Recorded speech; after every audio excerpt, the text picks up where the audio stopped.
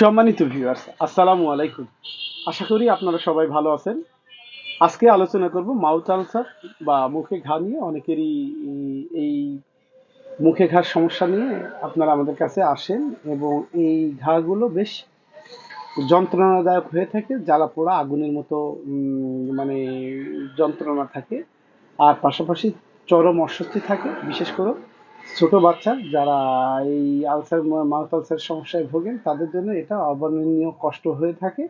তারা খাবার দাবার গ্রহণ করতে পারে না, আর ঠিকভাবে প্রকাশও করতে পারে না যে তারা মাউথ আলসারে ভুগছে।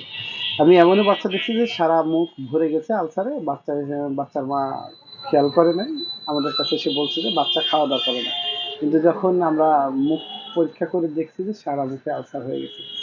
অত্যন্ত কষ্টদায়ক, বাচ্চাটা বেশ কিছুদিন চরম কষ্ট ভোগ করছিল। তো যাই হোক, আলোচনা করব আজকে মুখের ক্ষত বা মাউথ আলসার নিয়ে। মুখের ঘা হলো মুখের ভিতরে সৃষ্ট একটি ছোট বেদনাদায়ক ঘা, যা সাধারণত সাদা, হলুদ বা গোলাপি রঙের হয়ে থাকে এবং এর চারপাশে লাল রঙের একটা বর্ডার থাকে। এটি বেশিরভাগ সময় খাওয়ার সময় ব্যথা এবং অস্বস্তি সৃষ্টি করে। তো আলোচনা করব মাউথ আলসারের কারণ। মাউথ আলসারের বেশ কিছু কারণ আছে। তার ভিতরে প্রথমেই আলোচনা করব শারীরিক চাপ বা মানসিক চাপ। উদ্বেগ, দুশ্চিন্তা, মানসিক চাপের কারণে শরীরে ভিটামিন বা খনিজের অভাব হতে পারে, যা মুখে ঘার ক্ষেত্রে অন্যতম কারণ হিসেবে বিবেচিত হয়। তারপরে হচ্ছে যে খাদ্য অভ্যাস, ডায়েটারি হ্যাবিট, মশলাদার, টক, অ্যাসিডিটি খাবার যেমন টমেটো, লেবু ইত্যাদি খাওয়ার কারণে মুখের ভিতরে ক্ষত সৃষ্টি হতে পারে। তারপরে অপ্রকৃত খাদ্য অভ্যাস, ভিটামিন বি 12, আয়রন এবং ফলিক অ্যাসিডের অভাবের কারণে মুখে ঘা হতে পারে। কাজেই আপনারা যারা এই মুখের ঘার সমস্যা ভোগেন তারা অবশ্যই এই ভিটামিন সমৃদ্ধ খাবারগুলো একটু বেশি করে খাবেন। তাহলে আশা করা যায় যে আপনার মুখের ক্ষত থেকে আপনারা কার্যকরভাবে মুক্ত থাকতে পারবেন। তারপরে ভাইরাল বা ব্যাকটেরিয়াল সংক্রমণ, hand, foot and mouth disease বা হার্পিস ভাইরাস সংক্রমণের কারণে মুখে ঘা হতে পারে। তারপরে দাঁতের ব্রাশ বা ভুল পদ্ধতি দাঁত পরিষ্কার, খুব শক্তভাবে দাঁত পরিষ্কার করা, দাঁতের ব্রাশের কারণে মুখের ভিতর ক্ষত সৃষ্টি হতে পারে।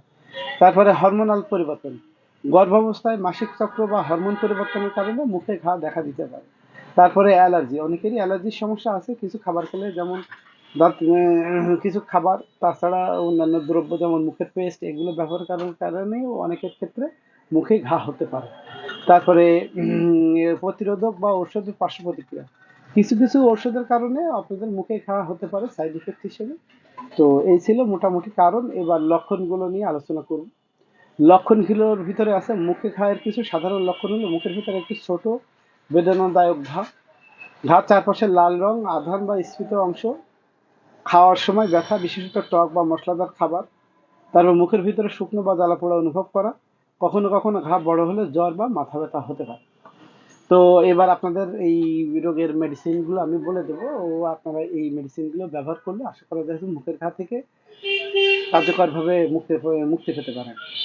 প্রথমেই আসবে বোরাক্স নিয়ে। বোরাক্সটা আপনারা এই মুখে ক্ষতের জন্য অত্যন্ত কার্যকরী একটি মেডিসিন, যে মেডিসিনটি আপনারা দিনে 4 থেকে 5 বা 5 থেকে 10 ফোঁটা ঘন ঘন ব্যবহার করলে আপনারা এই মুখের ক্ষত থেকে আপনারা কার্যকরভাবে মুক্তি পাবেন। তারপরে যেটা আছে আর অ্যাসিড নাইট্রিকাম আছে, অ্যাসিড নাইট্রিকামও আপনারা এই মুখের ক্ষতের জন্য ব্যবহার করতে পারেন। 4 থেকে 5 ফোঁটা দিনে 4 থেকে 5 বার ব্যবহার করলে আশা করা যায় যে মুখ ক্ষত থেকে আপনারা খুব দ্রুত মুক্তি পাবেন। তারপরে আর্সেনিক অ্যালবাম আছে, আর্সেনিক অ্যালবামটা অত্যন্ত কার্যকরী মেডিসিন। ঠিক আছে, এটা আর্সেনিক অ্যালবাম এবং মার্কসল, দুইটা আপনারা 30 বা 200 শক্তি আপনারা বডিতেও ব্যবহার করতে পারেন, অথবা 5 ফোঁটা করে দিনে 4 থেকে 5 বার ব্যবহার করলে আপনারা এই অবশ্যই